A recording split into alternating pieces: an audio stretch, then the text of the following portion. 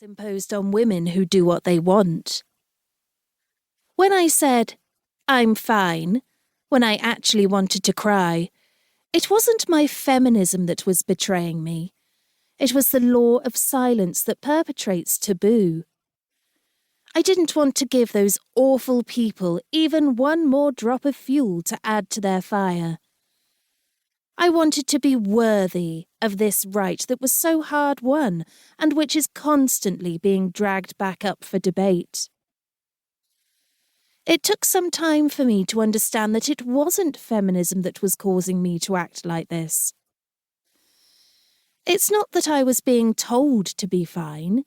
It's that I was heeding the patriarchal command to fit inside a single box and not venture outside it. Because with abortion, like so many other subjects of debate that largely affect oppressed minorities, there is no room for complexity.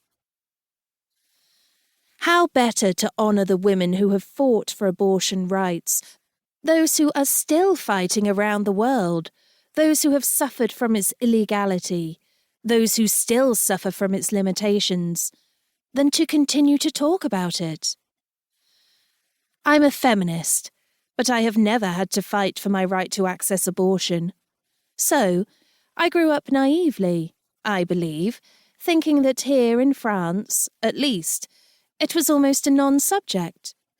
A right like any other.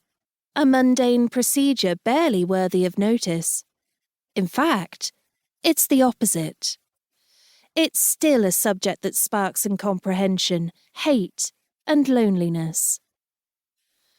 I'm writing my story to combat this loneliness, to join the chorus of voices speaking up about abortion.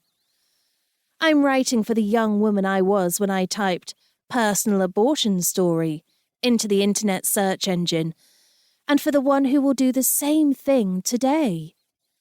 Who will, like I did, land on a disguised, anti-choice propaganda website before finally accessing information that is objective, medically informed, and honest.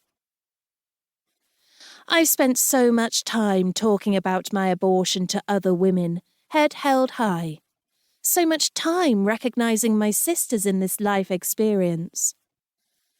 I'm writing this to say everything that the burden of taboo prevented me from understanding earlier, slowing my healing process.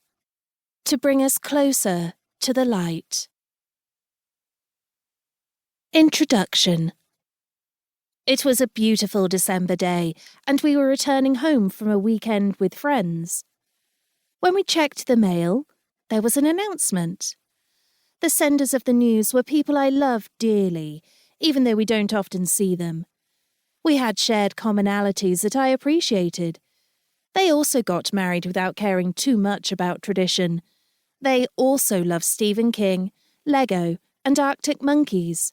Family, you know? This was my first time receiving an announcement like this, proof that, get ready, I was entering the period of life when people my age were having children.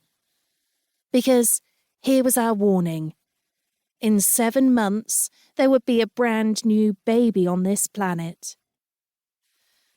My belly made the calculations before my head did.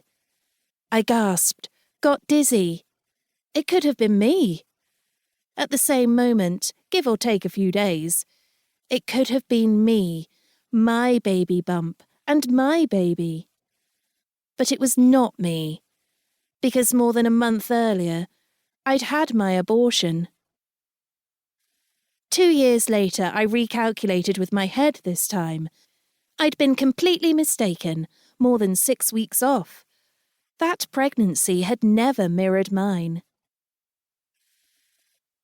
When my husband's back was turned, seized with rage and jealousy, I threw the announcement in the trash. Several months later, he asked me where that glittery card was containing its good news. I looked him straight in the eye and told him, feigning innocence, "I don't know. Maybe it got lost, or thrown out accidentally. It happens." I preferred to lie to him than acknowledge my action, so childish and cruel, of throwing that